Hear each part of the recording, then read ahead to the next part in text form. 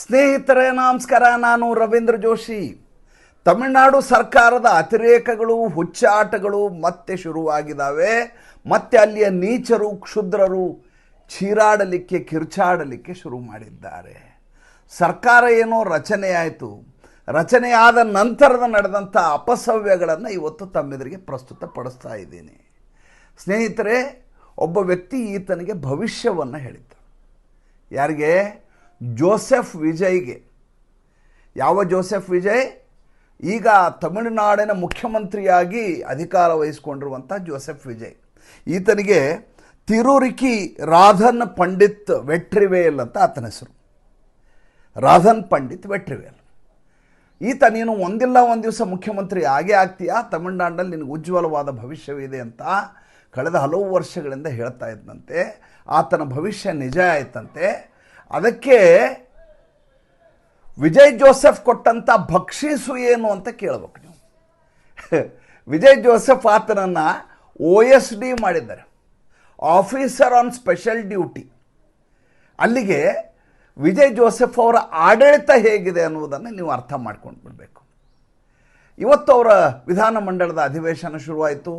ಪ್ರತಿಪಕ್ಷದ ನಾಯಕನಾಗಿ ನಮ್ಮ ಹಿಂದೂ ವಿರೋಧಿ, ಹಿಂದೂ ದ್ವೇಷಿ ಉದಯನಿಧಿ ಸ್ಟಾಲಿನ್ನು ಆಯ್ಕೆಯಾದ ಪ್ರತಿಪಕ್ಷದ ನಾಯಕನಾಗಿ. ಏಕೆಂದರೆ ಎರಡನೇ ಅತಿ ಹೆಚ್ಚು ಸಂಖ್ಯೆಯಲ್ಲಿ ಸಂಖ್ಯಾಬಲ ಇರೋದು DMK ಪಕ್ಷಕ್ಕೆ.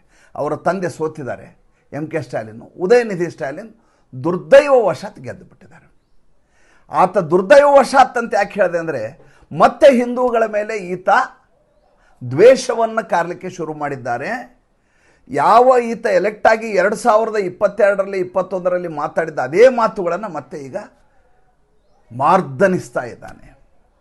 ಇವತ್ತು ಆತ ಅಭಿನಂದಿಸ್ತಾ ಇದ್ದ ಮುಖ್ಯಮಂತ್ರಿಯವರಿಗೆ ಆಡಳಿತ ಮಾಡ್ತಾ ಹೇಳ್ತಾನೆ, ಹಿಂದೂ ಧರ್ಮ ಜನರನ್ನು ಒಡೆಯತ್ತೆ, ಅದನ್ನು ಮೂಲೋತ್ಪಟನೆ ಮಾಡಬೇಕು, ನಿರ್ಮೂಲನೆ ಮಾಡಬೇಕು, ಅದಕ್ಕೆ ನೀನು ಬದ್ಧನಾಗಬೇಕು ಅಂತ ಆತ ವಿಜಯ್ ಜೋಸೆಫ್ಗೆ ಕರೆಯನ್ನು ಕೊಡ್ತಾನೆ, ವಿನಂತಿಯನ್ನು ಮಾಡ್ಕೋತಾನೆ.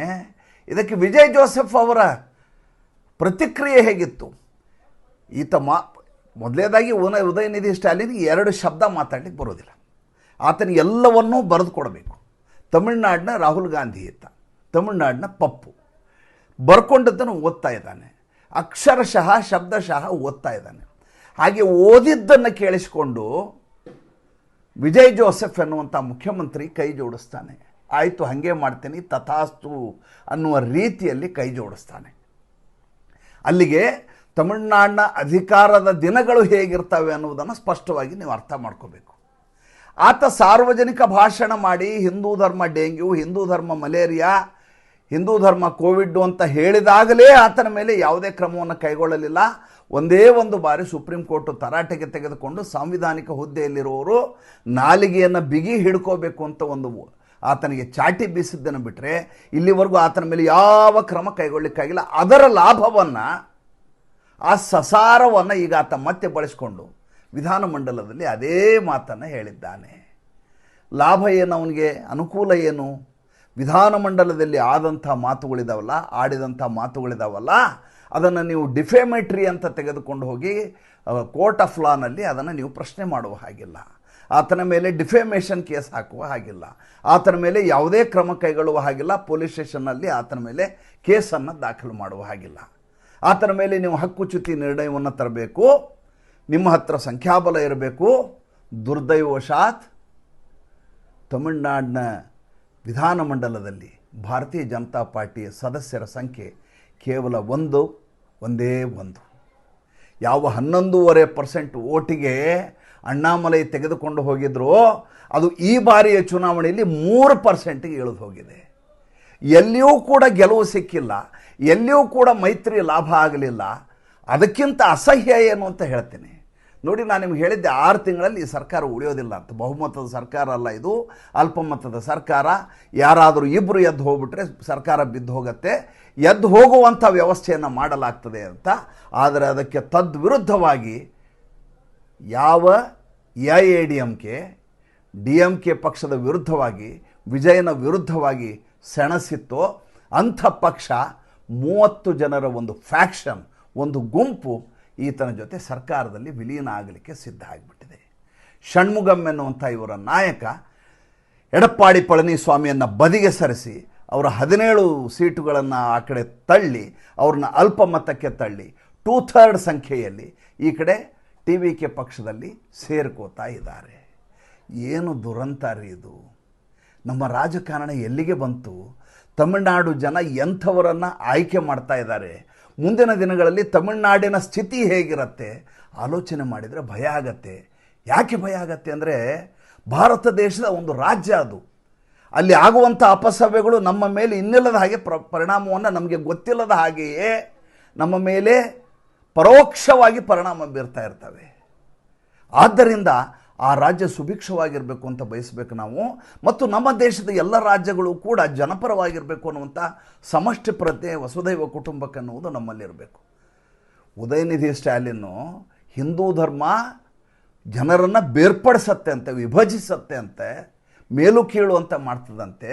ಆದ್ದರಿಂದ ಅದನ್ನು ನಿರ್ಮೂಲನೆ ಮಾಡಲಿಕ್ಕೆ ಈತ ಬದ್ಧ ಆಗಬೇಕಂತೆ ಮುಖ್ಯಮಂತ್ರಿ ವಿಜಯ್. ಹೆಂಗಿದೆ ಸ್ವಾಮಿ ಇದು? ಈತ ಕ್ರಿಶ್ಚಿಯನ್ ಅಂತ ಹೇಳ್ಕೊತಾನೆ. ಕ್ರಿಶ್ಚಿಯನ್ನಲ್ಲಿ ಉಪಪಂಗಡಗಳಿಲ್ವಾ? ಕ್ರಿಶ್ಚಿಯನ್ನಲ್ಲಿ ಕ್ಯಾಥೋಲಿಕ್ಕು, ಪ್ರೊಟೆಸ್ಟೆಂಟು ಅಂತ ಬೇರೆ ಬೇರೆ ಇಲ್ವಾ? ಉಳಿದ ಯಾವುದೇ ಧರ್ಮದಲ್ಲಿ, ಉಳಿದ ಮತಗಳಲ್ಲಿ ಅಲ್ಲಿ 72 ಉಪ ಫಿರ್ಕೆಗಳಿಲ್ವಾ? ಹಿಂದೂ ಧರ್ಮ ಮಾತ್ರ ಇವರ ಕಣ್ಣಿಗೆ ಬೀಳುತ್ತೆ. ಹಿಂದೂಗಳು ಇವರಿಗೆ ಮತ ಹಾಕ್ತಾರೆ. ಇದಕ್ಕಿಂತ ಅಸಹ್ಯ ಇನ್ನೊಂದು ಹೇಳ್ತೀನಿ. ಮೊನ್ನೆ ಆಶ್ಚರ್ಯ ಅದು ಏನಪ್ಪ ಅಂತಂದರೆ ಪ್ರಮಾಣ ವಚನ ಸ್ವೀಕಾರ ಸಮಾರಂಭ ಒಂದೇ ಮಾತ್ರ ಸಂಪೂರ್ಣವಾಗಿ ಹಾಡಲಾಯ್ತಲ್ಲಿ. ಇಷ್ಟೂ ಚರಣಗಳನ್ನು ರಾಷ್ಟ್ರಗೀತೆ ಹಾಡಲಾಯಿತು. ಆಮೇಲೆ ಅವರ ತಮಿಳು ನಾಡುಗೀತೆ ಅಂತ ಒಂದು ಅವ್ರದ್ದೇ ಅಂತ ಗೀತೆಯನ್ನು ಮಾಡ್ಕೊಂಡಿದ್ದಾರೆ ಅವರು, ಅದನ್ನು ಹಾಡಲಾಯಿತು. ಇವ್ರ ಜೊತೆ ಎಲ್ಲ ಚಿಲ್ಲರೆಗಳೆಲ್ಲ ಸೇರ್ಕೊಂಡಿದ್ದಾರೆ. ಚಿಲ್ಲರೆ ಅಂಗಡಿಗಳೆಲ್ಲ ಈ ಅಂಗಡಿನ ಸೇರ್ಕೊಂಡಿದ್ದಾವೆ. ಠೋಕ್ ಒಂದು ಅಂಗಡಿ, ಉಳಿದೆಲ್ಲ ಚಿಲ್ಲರೆ ಅಂಗಡಿ. 5 ಕಾಂಗ್ರೆಸ್ಸಿನ ಅಂಗಡಿಯಿಂದ ಬಂದಿದ್ದಾವೆ, CPIಯಿಂದ 2, ಆಮೇಲೆ ದಲಿತ್ ಪ್ಯಾಂಥರ್ಸ್ ಅನ್ನುವಂಥದ್ದನ್ನು ಬೇರೆ ರೀತಿಯಲ್ಲಿ CVK ಅಂತ ಪಕ್ಷದ ಹೆಸರು, ಅವರು ಒಂದು 2, CPM 2. ಅಲ್ಲಿ ಒಬ್ಬ ಅವಿವೇಕಿ ಇದ್ದಾನೆ, ಆತನ ಹೆಸರು ವೀರಪಾಂಡ್ಯನ್ ಅಂಥೇಳಿ.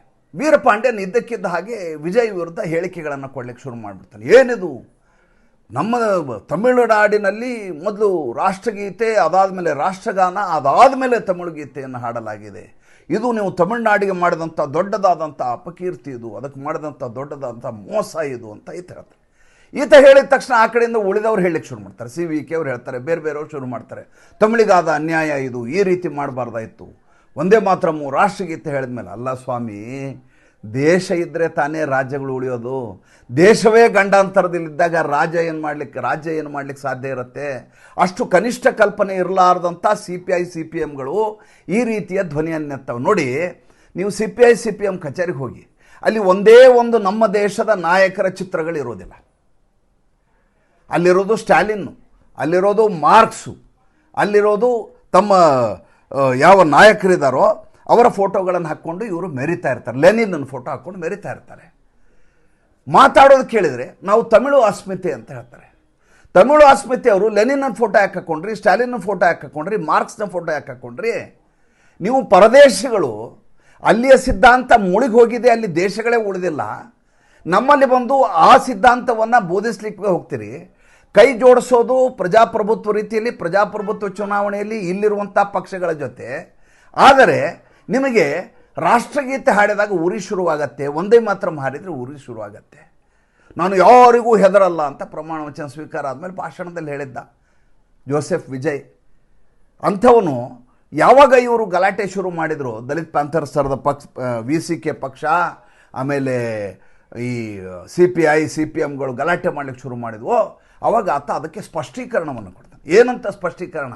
ನೋಡಿ, ಇದು ನಾನು ಆರ್ಗನೈಸ್ ಮಾಡಿದ ಕಾರ್ಯಕ್ರಮ ಅಲ್ಲ, ಇದನ್ನು ಆರ್ಗನೈಸ್ ಮಾಡಿದ್ದು ರಾಜ್ಯಪಾಲರು, ಅವರ ಶಿಷ್ಟಾಚಾರದ ಪ್ರಕಾರ ಮಾಡಿದ್ದಾರೆ. ಇನ್ನು ಮುಂದೆ ಹಂಗಾಗೋದಿಲ್ಲ. ಇನ್ನು ಮುಂದೆ ಮೊದಲು ತಮಿಳು ಗೀತೆಯನ್ನು ಹಾಡ್ತೀವಿ, ಅದಾದ ಮೇಲೆ ಬೇಕಾದರೆ ಹಾಡೋಣ, ಇದ್ದಾರೆ ಬಿಟ್ಬಿಡೋಣ. ಈ ಸ್ಥಿತಿಯ ನಾಯಕರನ್ನು ಜನ ಆಯ್ಕೆ ಮಾಡ್ತಾ ಇದ್ದಾರೆ. ಇದಕ್ಕಿಂತ ದುರಂತ ಏನಿದೆ ಯೋಚನೆ ಮಾಡಿ ನೋಡಿ.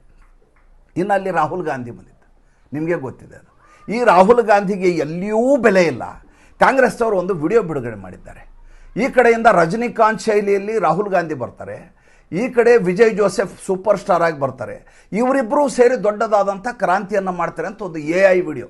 ರಾಹುಲ್ ಗಾಂಧಿಗೆ ಒಂದು ಕೂಲಿಂಗ್ ಗ್ಲಾಸ್ ಹಾಕಲಾಗಿದೆ, ರಜನಿಕಾಂತ್ ಸ್ಟೈಲಲ್ಲಿ ಅವ್ರು ಬರ್ತಾರೆ.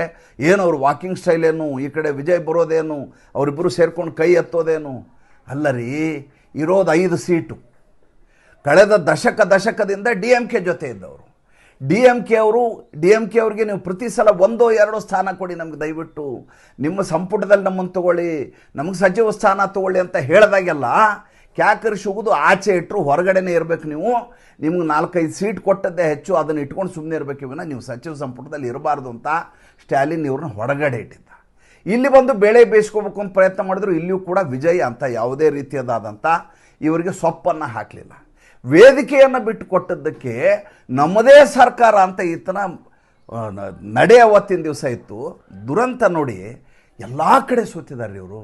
ಪಶ್ಚಿಮ ಬಂಗಾಳದಲ್ಲಿ ಕಾಂಗ್ರೆಸ್ ಸೋತಿದೆ, ಅಸ್ಸಾಂನಲ್ಲಿ ಸೋತಿದೆ, ಪಾಂಡಿಚೇರಿಲಿ ಸೋತಿದೆ, ಎಲ್ಲಿಯೂ ಕೂಡ ಅಸ್ತಿತ್ವ ಇಲ್ಲ ಕೇರಳ ಬಿಟ್ಟರೆ. ಕೇರಳದಲ್ಲಿ ಸರ್ಕಾರ ರಚನೆ ಮಾಡೋಕ್ಕಾಗ್ತಾ ಇಲ್ಲ, ಇರೋದಿಬ್ಬರು, ಆ ಇಬ್ಬರು ಇದ್ದು ಸರ್ಕಾರ ರಚನೆ ಮಾಡೋಕ್ಕಾಗ್ತಾ ಇಲ್ಲ. ಹಾಗಿರುವಾಗ ಈತ ರಜನಿಕಾಂತ್ ಸ್ಟೈಲಲ್ಲಿ ರೆಬೆಲ್ ಸ್ಟಾರ್ ಥರ ಬರೋದು, ಈ ಕಡೆಯಿಂದ ವಿಜಯ್ ಬರೋದು. ಆಮೇಲೆ ವಿಜಯ್ ಪ್ರಮಾಣ ವಚನ ಸ್ವೀಕಾರ ಮಾಡುವಾಗ ದುರಂತ ನೋಡಿ ಹೇಗಿದೆ. 2 ಥರ ಪ್ರಮಾಣ ವಚನವನ್ನು ಸ್ವೀಕಾರ ಮಾಡಬೇಕಾಗುತ್ತೆ ಒಬ್ಬ ಮುಖ್ಯಮಂತ್ರಿ ಆಗಿದ್ದವರು. ಒಂದು ಓತ್ ಆಫ್ ಆಫೀಸ್ ಅಂತಿರುತ್ತೆ, ಇನ್ನೊಂದು ಓತ್ ಆಫ್ ಸೀಕ್ರೆಸಿ ಅಂತ. ಓತ್ ಆಫ್ ಆಫೀಸನ್ನು ಮುಖ್ಯಮಂತ್ರಿಯಾಗಿ ನನ್ನ ಎಲ್ಲ ಜವಾಬ್ದಾರಿಗಳನ್ನು ನಿರ್ವಹಿಸ್ತೇನೆ, ಅದು ಸ್ಕ್ರಿಪ್ಟ್ ಇದೆ, ಅದು ಹೇಳಬೇಕು. ಈತ ಮಧ್ಯೆ ಸಿನಿಮಾ ಡೈಲಾಗ್ ಹೇಳಿದ ಹಾಗೆ ಮಾತಾಡ್ಲಿಕ್ಕೆ ಹೋಗ್ಬಿಡ್ತಾರೆ, ತನಗಿಷ್ಟ ಬಂದದ್ದನ್ನೆಲ್ಲ. ಅಲ್ಲಿದ್ದಂಥ ಅರಳೇಕರ್ ಅವರು ಮುಚ್ಕೊಂಡು ಸುಮ್ಮನೆ ಇರಯ್ಯ, ನಾನೇನು ಹೇಳಿದ್ದೀನಿ ಅಷ್ಟನ್ನು ಮಾತಾಡಬೇಕು ಅಂತ ಗದರ್ತಾರೆ. ಅಂದರೆ ಕನಿಷ್ಠ ಅಷ್ಟು ಪ್ರಜ್ಞೆ ಇರಲಾರ್ದಂಥ ಒಬ್ಬ ವ್ಯಕ್ತಿ, ಪ್ರಮಾಣ ವಚನ ಅನ್ನುವುದು ರಾಜ್ಯಪಾಲರು ಬೋಧಿಸುವ ಸಾಂವಿಧಾನಿಕವಾಗಿರುವಂಥ ಒಂದು ಸ್ಕ್ರಿಪ್ಟು ಅನ್ನುವಂಥದ್ದು ಕೂಡ ಈತನಿಗೆ ಕಲ್ಪನೆ ಇಲ್ಲ. ತಾನು ಸಿನಿಮಾದಲ್ಲಿ ಪೋಸ್ ಕೊಟ್ಟ ಹಾಗೆ ಏನು ಬೇಕಾದರೂ ಮಾತಾಡ್ಬೋದು ಅಂತ ಈತ ಅನ್ಕೋತಾನೆ. ಮಜಾ ನೋಡಿ, ಇಷ್ಟೆಲ್ಲ ಆಯಿತಾ. ಈತನ 25 ವರ್ಷದ ದಾಂಪತ್ಯ ಇತ್ತಂದ ಆತನ ಪತ್ನಿಯ ಜೊತೆಗೆ ಮುಂಚೆ ಇದ್ದದ್ದು. ಆಕೆ ಸಮಾರಂಭಕ್ಕೆ ಬರಲೇ ಇಲ್ಲ, ವಿಚ್ಛೇದನ ಆಗಿದೆ, ಬರಲ್ಲ. 2 ಮಕ್ಕಳಿದ್ದಾರೆ ದೊಡ್ಡವರು. ಈತನಿಗೆ ಒಂದು 52 ವರ್ಷ ಈಗ. 2 ಮಕ್ಕಳಿದ್ದಾವೆ, ಒಂದು ಗಂಡು ಒಂದು ಹೆಣ್ಣು. ನಾ ಹಿಂದಿನ ಸಂಚಿಕೆಯಲ್ಲಿ ಇಬ್ಬರೂ ಬರಲಿಲ್ಲ. ಮಿಂಚಿದ್ದು ಯಾರು? ತ್ರಿಷಾ ಓಡಾಡ್ತಾ ಇದ್ಲು. ಈ ಮೈಕ್ ಹಿಡ್ಕೊಂಡು ಕಾಂಪೇರ್ ಮಾಡ್ತಾ ಇದ್ರಲ್ಲ, ಅವ್ರು ಹೇಳ್ತಾರೆ the first lady of Tamil Nadu Trisha is on the stage, Trisha is coming in to the on the dais ಅಂತ. ಅಲ್ಲ, ಅಂದರೆ ಈತನಿಗೆ ಸಾರ್ವಜನಿಕ ಜೀವನದಲ್ಲಿ ಈತನ ನಡವಳಿಕೆ ಹೇಗಿರಬೇಕು ಅನ್ನುವುದರ ಕನಿಷ್ಠ ಪ್ರಜ್ಞೆಯನ್ನು ಈತ ಉಳಿಸ್ಕೊಂಡಿಲ್ಲ. ಜೊತೆಗೆ ಈತ ಮಾಡಿದಂಥ ಆಶ್ವಾಸನೆಗಳು ಹೇಗಿದ್ದಾವೆ ಅಂದರೆ, ಒಂದಕ್ಕಿಂತ ಒಂದು ಹುಚ್ಚು ಆಶ್ವಾಸನೆ. ಕೆ ಸ್ಟಾಲಿನ್ ಒಂದು ಮಾತು ಹೇಳಿದ್ರು, ಏನಂತ, ನೀವು ಅಧಿಕಾರಕ್ಕೆ ಬಂದ ತಕ್ಷಣ ಸರ್ಕಾರ ಸಾಲದಲ್ಲಿದೆ, ತಿಜೋರಿಯಲ್ಲಿ ದುಡ್ಡಿಲ್ಲ, ಆದ್ದರಿಂದ ನಾನು ಆಶ್ವಾಸನೆಗಳು ಈಡೇರಿಸಲಿಕ್ಕಾಗಲ್ಲ ಅಂತ ನೀ ಸಬೂಬು ಹೇಳೋ ಹಾಗಿಲ್ಲ ಅಂತ ಮುಂಚೆ ಆ್ಯಂಟಿಸಿಪೇಟರಿ ಬೇಲ್ ಹಾಕ್ಬಿಟ್ಟವು ಕೆ ಸ್ಟಾಲಿನ್. ನೋಡಿ ಹೆಂಗಿದೆ, ನಿಮ್ಗೆ ಗೊತ್ತಿರಲಿ, 2021ರಿಂದ 2026ರವರೆಗೂ ತಮಿಳುನಾಡು ಸರ್ಕಾರ ಮಾಡಿರುವ ಸಾಲ ಇದೆಯಲ್ಲ, ಅದು 67% ಹೆಚ್ಚು ಸಾಲ ಮಾಡಿದೆ. ಎಷ್ಟು ಸಾಲ ಇದೆ? 10 ಲಕ್ಷ ಕೋಟಿ ರೂಪಾಯಿಗಳ ಸಾಲವನ್ನು ಹೊತ್ತಿದೆ ತಮಿಳುನಾಡು. ನೀವು ಚೆಕ್ ಮಾಡ್ಕೋಬೋದು, ರೀಚೆಕ್ ಮಾಡಿ, ನೀವು ಕ್ರಾಸ್ ಚೆಕ್ ಮಾಡಿ. ಯಾವಾಗಲೂ ಹೇಳ್ತೇನೆ, ನಾನು ಹೇಳುವ ನಂಬರ್ಗಳನ್ನ ಒಂದು ಸಲ ರೀಚೆಕ್ ಮಾಡಿ. 190 ಕೋಟಿ ರೂಪಾಯಿ ಪ್ರತಿದಿನ ಬಡ್ಡಿಯನ್ನು ಕಟ್ಟಬೇಕು ಈ ಸರ್ಕಾರ. ದೇಶದಲ್ಲಿ ಅತಿ ಹೆಚ್ಚು ಸಾಲ ಇರುವ ರಾಜ್ಯ ಯಾವುದು ಅಂತ ನೀವು ಹೋಗಿ ಕೇಳಿದರೆ, ಮೊದಲನೇ ಸ್ಥಾನದಲ್ಲಿ ತಮಿಳುನಾಡು ಬರ್ತದೆ, 2ನೇದು ಕರ್ನಾಟಕ, 3ನೇದು ಆಂಧ್ರ ಬರ್ತದೆ. ಆ ಸ್ಥಿತಿಯಲ್ಲಿ ನಾವು ಇವತ್ತಿನ ದಿವಸ ತಮಿಳುನಾಡಿನಲ್ಲಿ ಪರಿಸ್ಥಿತಿ ಇದೆ. ಆತ ನಿಮಗೆ ಅದನ್ನು ಕೊಡ್ತೀನಿ, ನಿಮ್ಗೆ ಇದನ್ನು ಕೊಡ್ತೀನಿ ಅಂತ ಇದ್ದಕ್ಕಿದ್ದ ಹಾಗೆ ಆಶ್ವಾಸನೆಯನ್ನು ಕೊಡ್ತಾನೆ. ಆಶ್ವಾಸನೆ ಕೊಟ್ಟ ಮಾರನೇ ದಿವಸ ಹೇಳ್ತಾನೆ, ಸರ್ಕಾರದಲ್ಲಿ ದುಡ್ಡೇ ಎಲ್ಲ ಬೊಕ್ಕಸದಲ್ಲಿ, ನಾನು ಎಲ್ಲಿಂದ ನಿಮ್ಗೆ ಆಶ್ವಾಸನೆಗಳನ್ನು ಈಡೇರಿಸಲಿ ಅಂತ. ಈಗ ವಿಜಯ್ ಉಲ್ಟಾ ಹೊಡಿತಾ ಇದ್ದಾನೆ. ಅಲ್ಲಿಗೆ ಮುಂದಿನ ಭವಿತವ್ಯದ ದಿನಗಳು ಹೇಗಿರ್ತವೆ ಅಂತ ನಾವು ಆಲೋಚನೆ ಮಾಡಬೇಕು. ಅದಕ್ಕಿಂತ ವಿಶೇಷ ಏನಪ್ಪ ಅಂತಂದರೆ, ಈ 30 ಜನರ ಫ್ಯಾಕ್ಷನ್ ಬಂದಿದೆಯಲ್ಲ, ಷಣ್ಮುಗಮ್ದು, ADMKದು. ನೋಡಿ ದುರಂತ ನೋಡಿ, ಭಾರತೀಯ ಜನತಾ ಪಾರ್ಟಿದು ಸಿದ್ಧಾಂತದ ಪ್ರಕಾರ ಹೋಗುವಂಥ ಪಕ್ಷ ಅಂತ ನಾವೆಲ್ಲ ಭಾಳ ಅದ್ರ ಬಗ್ಗೆ ಗೌರವವನ್ನು ಇಟ್ಟಿದ್ದೀವಿ. ಇನ್ನಿಲ್ಲದ ಹಾಗೆ ನರೇಂದ್ರ ಮೋದಿಯವರ ಭಕ್ತಿಯನ್ನು ಇಟ್ಟಿದ್ದೀವಿ, ಭಕ್ತಿ. ಎಂಥ ಪಕ್ಷದ ಜೊತೆ ಇವರ ಮೈತ್ರಿ ಅಂದರೆ, ಚುನಾವಣೆಯ ಫಲಿತಾಂಶ ಬಂದ ತಕ್ಷಣ ಎದುರಾಳಿ ಯಾರ ಜೊತೆ ಯುದ್ಧ ಮಾಡಿದ್ವಿ ಅವ್ರ ಜೊತೆನೇ ಸೇರಿಕೊಂಡು ಆಡಳಿತ ಮಾಡಲಿಕ್ಕೆ ಹೊರಡ್ತಾ ಇದ್ದಾರಲ್ಲ, ಇದಕ್ಕೂ ಉದ್ಧವ್ ಠಾಕ್ರೆಯ ಮಹಾವಿಕಾಸ್ ಅಘಾಡಿಗೂ ಏನಾದರೂ ವ್ಯತ್ಯಾಸ ಇದೆಯಾ ನಂಗೆ ಹೇಳಿ ನೀವು. ಉದ್ಧವ್ ಠಾಕ್ರೆ ಬಣಕ್ಕೆ ಮತ್ತು ಮೋದಿಯವರಿಗೆ ಅಲ್ಲಿ ದೇವೇಂದ್ರ ಫಡ್ನವೀಸ್ಗೆ ಮತ ಹಾಕಿದರು ಮಹಾರಾಷ್ಟ್ರದಲ್ಲಿ.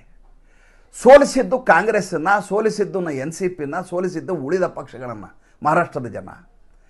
ಗೆದ್ದಿರೋ ಪಕ್ಷ ಬದಿಗೆ ಹೋಗ್ಬಿಡುತ್ತೆ, ಸೋತಿರೋ ಪಕ್ಷಗಳೆಲ್ಲ ಸೇರಿ ಮಿಸಳ ಭಾಜಿ ಮಾಡಿ ಮಹಾವಿಕಾಸ್ ಅಘಾಡಿ ಅಂತ ಮಾಡ್ಕೋತಾರೆ.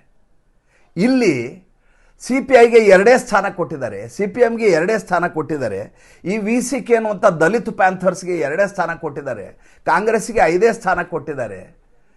ಇಡೀ ಪರ್ಯಾಯ ಸರ್ಕಾರ ರಚಿಸುವಷ್ಟು ಸೀಟ್ಗಳನ್ನು ಗೆಲ್ತೀವಿ ಅಂತ ಹೇಳಿದಂಥ ADMKಗೆ 47 ಸ್ಥಾನ ಕೊಟ್ಟಿದ್ದಾರೆ. ಅದರ ಒಂದು ಫ್ಯಾಕ್ಷನ್ 30 ಜನ ಹೋಗಿ ವಿಜಯ್ ಜೊತೆ ಸೇರ್ಕೋತಾರೆ. ಅಂದರೆ ಯಾರ ಪಕ್ಷವನ್ನು ಸೋಲಿಸಲಾಗಿತ್ತು ಅವರು ಅಧಿಕಾರವನ್ನು ಹಿಡಿತಾ ಇದ್ದಾರೆ ತಮಿಳುನಾಡಿನಲ್ಲಿ.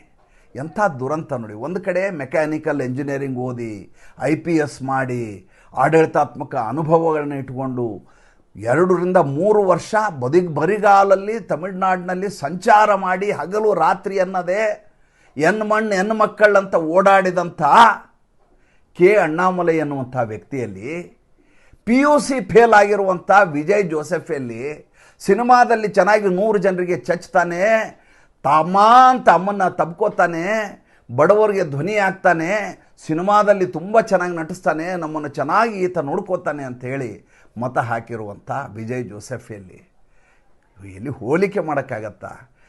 6 ತಿಂಗಳಲ್ಲಿ ಹೋಗಬೇಕಾದ ಪಕ್ಷ 2 ವರ್ಷದಲ್ಲಿ ಹೋಗಲೇಬೇಕು. ಈ 30 ಜನ ಬಂದಿರೋದ್ರಿಂದ ಪಕ್ಷ ಮತ್ತು ಸರ್ಕಾರ ತಾತ್ಕಾಲಿಕವಾಗಿ ಗಟ್ಟಿ ಅನ್ನಿಸ್ಬೋದು ಸಂಖ್ಯಾದೃಷ್ಟಿಯಿಂದ.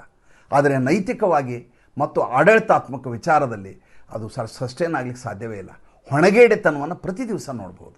ಏನಾಗುತ್ತೆ ಮತ್ತೆ ಮುಂದಿನ ಸಂಚಿಕೆಯಲ್ಲಿ ಮಾತಾಡ್ತೀನಿ. ಸಂಚಿಕೆ ಇಷ್ಟ ಆದರೆ ಲೈಕ್ ಮಾಡಿ, ಫಾಲೋ ಮಾಡಿ, ಶೇರ್ ಮಾಡಿ. ನಮ್ಮ ಮುಕ್ತ ಪತ್ರಿಕೋದ್ಯಮಕ್ಕೆ ದಯವಿಟ್ಟು ಆರ್ಥಿಕವಾಗಿ ಬೆಂಗಾವಲಾಗಿ ನಮಸ್ಕಾರ.